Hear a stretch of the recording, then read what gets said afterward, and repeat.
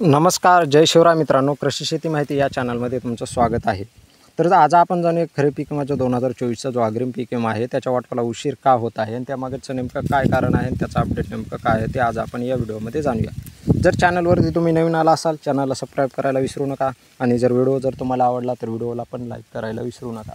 चला तर मग व्हिडिओला सुरुवात करूया.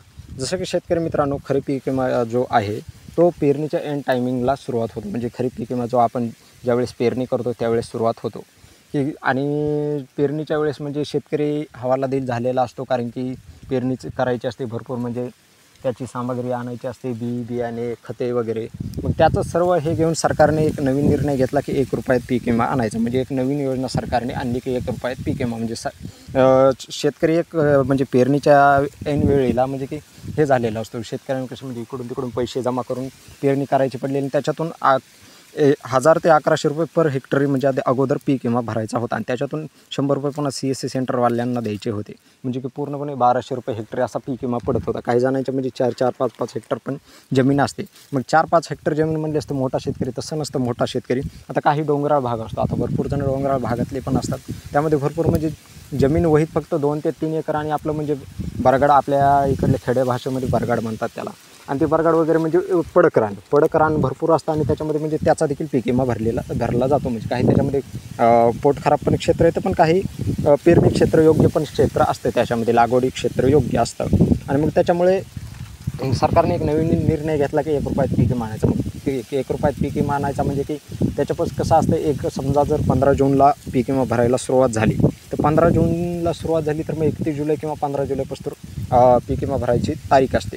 तर मग काही जण की ₹1 पीक विमा हे सर्वसामान्यासाठी ते एकदम म्हणजे चांगली बातमी होती. पण काही जण म्हणजे काय करत होते, बोगस पीक विमा भरायचा. मग ते कसं भरायचे त्याचं विश्लेषण सांगतो. आणि ते बोगस पीक विमा भरण्यासाठी ते काय करायचे, आज समजा 15 जूनला पीक विमा भरायला सुरुवात झालेली आहे तर मग 15 जूनला मग समजा 15 जुलै लास्ट तारीख आहे.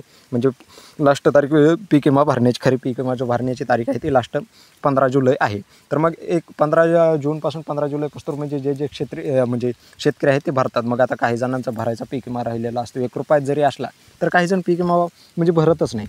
मग ज्यांना जो पीक विमा बोगस भरायचा आहे तर मग ते दुसऱ्या नावावरती भरतात, कारण की त्याचं संमतीपत्र तयार करतात, स्वतःच सही करतात आणि संमतीपत्र तयार करून म्हणजे बोगस पीक विमा भरला जातो. मग जसं ₹1 पीक विमा आला तसं भरपूर प्रमाणामध्ये बोगस पीक विमा भरण्यात आला. मग त्यामध्ये 2023ला पण भरण्यात आला आणि 2024ला. मग 2023ला कुठं उघडकीस आलं, पण सर्वांच्या खात्यामध्ये म्हणजे पैसा वर्ग करण्यात आला होता. मग 2023ला म्हणजे भरपूर प्रमाणात पीक विमा बोगस पण भेटल्यामुळे 2024ला पण बोगस जे पीक विमा म्हणजे आहेत त्यांनी पीक विमा भरण्यात आला. मग 2024ला भरपूर प्रमाणामध्ये म्हणजे विरोधकांनी पण आवाज उठवला की बोगस पीक विमा भरणं. त्यामध्ये अग्रेसिव्ह म्हटलं तर बीडमध्ये भरपूर प्रमाणात, बीडमध्येच नाही तर पूर्ण महाराष्ट्रामध्येच बोगस पीक विमा भरण्यात आला. मग त्याच्यामुळे मग आता सगळीकडून म्हणजे हे केलं जातं, टीका करण्यात आल्या की आता बोगस पीक विमा भरलेला आहे 2024मध्ये.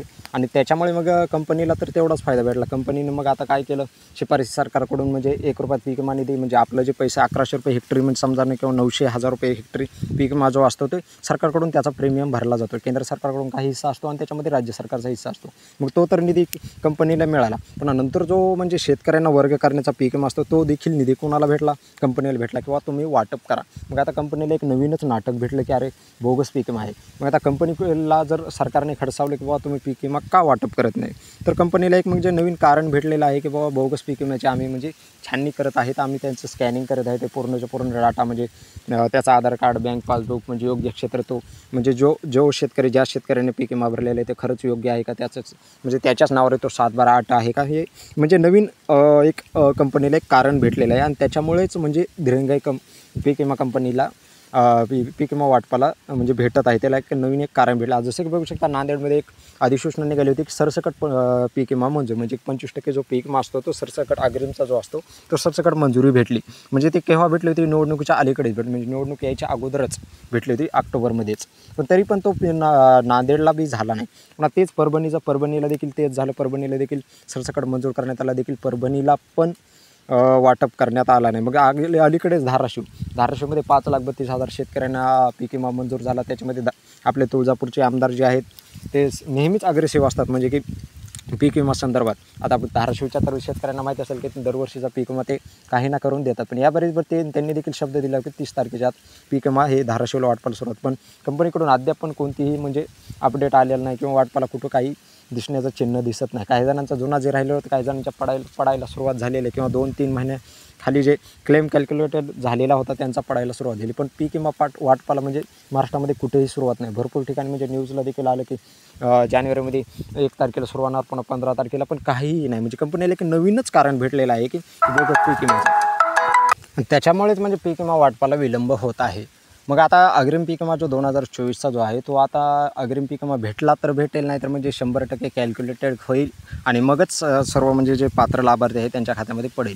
मग आता जे आपण ऑनलाईन जे क्लेम केलेला आहे 72 तासाच्या अगोदर क्लेम झालेला आहे आपला, आणि ते जर क्लेम म्हणजे यशस्वीरित्या आपला जर पंचनामा झाला असेल तर तो म्हणजे 100% पीक विमा थोडा टाईम लागेल किंवा फेब्रुवारी महिन्यात येऊ शकतो किंवा मार्चच्या म्हणजे एंडपासून तर फिक्स पीक विमा तो भेटणारच. तर शेतकरी मित्रांनो, आजचं जर तुम्हाला अपडेट जर आवडला असेल तर व्हिडिओला लाईक करा आणि चॅनलला सबस्क्राईब करायला विसरू नका. तर धन्यवाद.